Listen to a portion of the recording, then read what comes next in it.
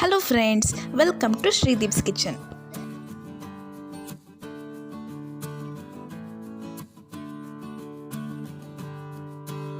இன்னைக்கு நம்ம கிச்சனில் சூப்பரான வேர்க்கடலை சட்னி எப்படி பண்ணுறதுன்னு பார்க்கலாம். இந்த சட்னி இட்லி, தோசை இது கூடலாம் சூப்பரான சைட் டிஷ். இந்த சட்னிக்கு தேவையான பொருட்கள் என்னென்னு பார்க்கலாம். இங்கே நான் 4 சின்ன சைஸ் தக்காளியை கட் பண்ணி வச்சுருக்கிறேன். 2 மீடியம் சைஸ் வெங்காயத்தை சாப் பண்ணி வச்சுருக்கிறேன். கிட்டத்தட்ட ஒரு 50 கிராம் வேர்க்கடலை எடுத்துக்கோங்க. 1 டீஸ்பூன் மிளகு, 1 டீஸ்பூன் ஜீரகம், காரத்துக்கு ஏற்ப வரமிளகாய் சேர்த்துக்கோங்க. நான் இங்கே 5 வரமிளகாய் எடுத்துருக்கிறேன். ஒரு சின்ன உருண்டை புளி எடுத்துக்கோங்க. 5லேருந்து 6 பல் பூண்டு எடுத்துக்கோங்க. 3 டேபிள் ஸ்பூன் எண்ணெய் எடுத்துக்கோங்க. தாளிக்கிறதுக்கு 1 டீஸ்பூன் கடுகு, 1 கொத்து கருவேப்பிலை இலைகள், 1 டீஸ்பூன் ஜீரகம், 1 டீஸ்பூன் உளுந்து, 2 சிட்டிகை பெருங்காயம்.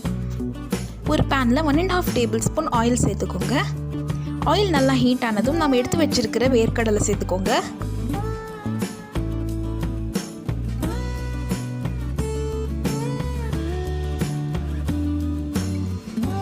ஒரு டீஸ்பூன் ஜீரகம், 1/2 டீஸ்பூன் மிளகு சேர்த்துக்கோங்க.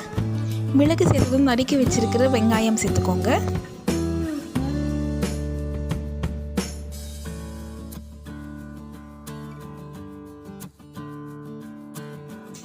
தேவையான அளவு உப்பு சேர்த்துக்கோங்க.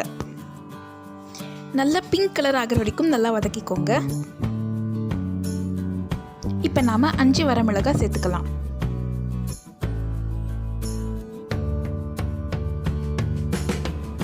வெங்காயம் நல்லா வதங்கிடுச்சு. இப்போ நறுக்கி வச்சிருக்கிற 4 சின்ன சைஸ் தக்காளி சேர்த்துக்கலாம்.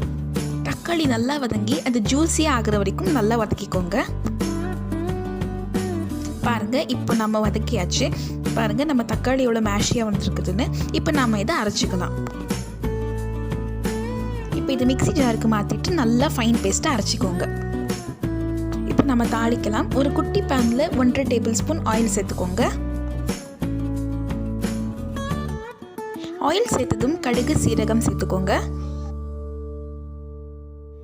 1 டீஸ்பூன் உளுந்து சேர்த்துக்கோங்க. 2 சிட்டிகை பெருங்காயம், 1 கொத்து கருவேப்பிலை இலைகள் சேர்த்துக்கோங்க. இப்போ நாம் இதை சட்னி மேலே போட்டுக்கலாம். அவ்வளோதான், நம்ம சுவையான வேர்க்கடலை சட்னி ரெடி. இந்த ரெசிபியை நீங்களும் உங்கள் வீட்டில் ட்ரை பண்ணி பாருங்கள். உங்களுக்கு இந்த வீடியோ பிடிச்சிருந்துச்சுன்னா லைக் பண்ணுங்கள், ஷேர் பண்ணுங்கள், கமெண்ட் பண்ணுங்கள். மறக்காமல் ஸ்ரீதீப் கிச்சன் சேனலில் சப்ஸ்கிரைப் பண்ணுங்கள். இதே போல் ஒரு இன்ட்ரெஸ்டிங்கான ரெசிபியோட அடுத்த வீடியோவில் பார்க்கலாம். அது வரைக்கும் நன்றி, வணக்கம்.